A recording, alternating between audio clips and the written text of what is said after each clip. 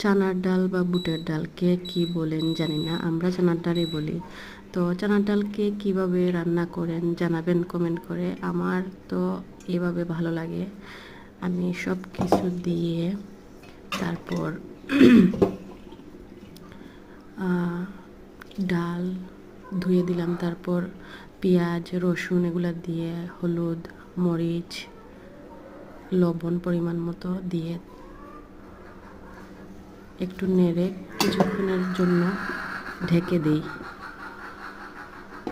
তারপর আবার আমি কিছুক্ষণ পর দেখি মানে এটা কষানো হয়ে গেছে কি না। তারপর কষানো হওয়ার পরে আমি পানি দিয়ে দিই পরিমাণ মতো। তারপর অনেকক্ষণ এটাকে জাল দিই। যখন এক পর্যায়ে এটি মাখা মাখা হয়ে আসবে এবং ডালগুলা গলে যাবে তখন ধনেপাতা দিই এবং নামিয়ে নিই।